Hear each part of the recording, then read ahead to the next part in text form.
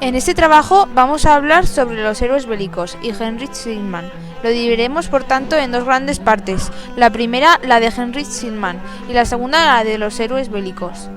Empezaremos por tanto con la vida de Schliemann. Comenzaremos hablando de sus primeros años.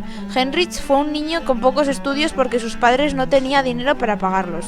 Nació en Alemania, Mecklemburgo, en 1822. La historia la estudió leyendo libros clásicos, especialmente la Ilíada. Todo eso le fascinaba porque a su padre también de niño, en vez de oír cuentos normales, oía las historias de Ulises, Aquiles, Héctor, París. Esa fue la semilla de su pasión por Troya y las excavaciones. Seguiremos con su juventud y su vida como hombre de negocios antes de ir a Troya y Micenas. Empezó muy joven a trabajar en un almacén comercial. Rápidamente se vio que era un chico extraordinariamente despierto y hábil para los negocios. Muy joven se estableció por su cuenta y emprendió diversos negocios que le empezaron a hacer un hombre rico, pero para él el dinero solo era un instrumento de su sueño, ir en busca de los yacimientos de las ciudades míticas griegas desaparecidas. Para ello no dudó en emprender negocios muy dudosos como traficar con armas, mientras tanto y por su cuenta se puso a aprender idiomas. Llegó a aprender 15 idiomas, entre ellos el griego clásico, lengua en la que leía la Ilíada.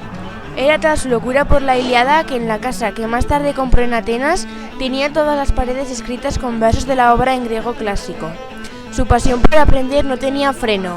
En 1870 decidió ir a buscar Troya y Micenas. Primero encontró las ruinas de Micenas y en 1873 encontró algunas ruinas de Troya, ayudándose para ello de conocimientos arqueológicos y de la propia inspiración que le daba la obra original, la Ilíada. Antes de ir a Grecia a cumplir el sueño de su vida, dejó a su familia y acortó con todo lo anterior. Se casó con una joven griega, Sofía, de tan solo 16 años. La buscó entre lo más florido de Atenas y tenía que ser otra amante de lo clásico y de las ruinas. Habló con ella y con su familia, que aceptó a pesar de ser Schliemann entonces ya un hombre mayor aunque multimillonario, eso sí. Y se convirtió en su ayudante y fiel compañera. Y aunque todo el mundo le decía que estaba loco, que Troya era una invención de un libro y que ni siquiera existió, él insistió con su mujer y su equipo hasta que la encontró. Eso sí, él pensó que había encontrado la Troya homérica, e incluso halló una colección riquísima de joyas que él pensaba que eran las joyas de Helena. Joyas que robó y sacó ilegalmente de Turquía, engañando al sultán al que había prometido que si encontraba algo lo dejaría allí en el museo. Mintió y se fue a Atenas con parte del tesoro, pero no era la auténtica Troya homérica, sino una muy posterior. Eso se supo después. En cualquier caso, él fue el quien encontró el emplazamiento de Troya y por eso ha sido uno de los arqueólogos más importantes de la historia. Ahora sabemos que hubo 9 Troyas, una encima de la otra, y que la homérica es la sexta. La que Schliemann encontró era la segunda.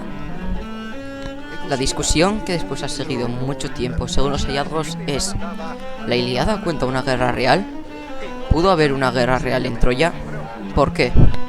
Y las respuestas son que sí. Hubo una guerra en Troya y los restos arqueológicos así parecen indicarlo. Las causas no fueron el amor de Helena y su ida a Troya. Hay una razón muy clara. Troya existió y era una ciudad riquísima, que estaba situada a la entrada del estrecho de los Dardanelos, que es el paso natural entre el Mediterráneo y Asia por el Mar Negro. En la antigüedad era un punto estratégico fundamental en las rutas comerciales, y de Troya se sabe que cobraba aduana por pasar por allí, lo que le da muchísimo dinero. Por supuesto que eso podría haber hartado a los griegos cansados de dejar parte de sus cargamentos en Troya, ciudad con poderoso ejército y armada, hasta que decidieron organizar una expedición como nunca antes y atacaron Troya. Debió ser aquella guerra tan sonada que quedó en la memoria oral de la gente como el mito de Troya, historia en la que Homero se inspiró para hacer la Ilíada. En segundo lugar, hablaremos de la Segunda Guerra Mundial. Cuando la Segunda Guerra Mundial acabó, los soldados que consiguieron volver con vida fueron héroes para su país, ya que la posmodernidad no había empezado.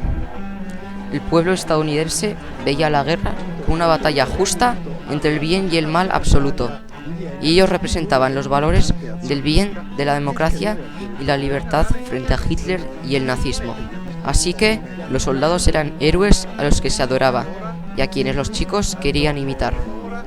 Volvieron soldados importantes como Audie Murphy, que fue el soldado americano más condecorado de la guerra.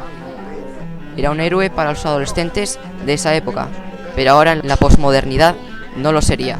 Para continuar, la guerra de Vietnam fue un conflicto bélico que enfrentó entre 1955 y 1975 a Vietnam del Sur con el apoyo de Estados Unidos contra Vietnam del Norte. A los norteamericanos no les gustó esta guerra porque no fue como ellos pensaron, porque había bombardeos masivos, ataques sobre la población civil de Vietnam, uso de elementos químicos que podían ser peligrosos y mortales, y además fue la primera guerra transmitida en la televisión y la gente podía ver la guerra tal y como era y no como se lo habían contado en las películas. Y entonces la gente empezó a comprobar que sus soldados y su ejército hacían cosas que eran muy desagradables. ¿Dónde estaba el heroísmo en bombardear y arrasar la población de campesinas indefensas? Otro tanto ahora para finalizar con los héroes no bélicos de Irak y Afganistán. Cuando volvieron no fueron héroes, porque con esta guerra habían muerto civiles inocentes que no tenían nada que ver con la guerra, y soldados que eran padres de familia y lucharon y murieron por su país. Ya son vistos como parte de una máquina financiera militar que echó a nadar rodeada de mentiras y que se ve que hay clarísimos intereses económicos detrás del control del petróleo. ¿La codicia y el poder geoestratégico son ideales comunes? No, así que es difícil que los soldados que hacen la guerra representen los ideales de un pueblo. Y con esto damos por terminada nuestra exposición y la de todo el grupo. Esperamos que os haya gustado.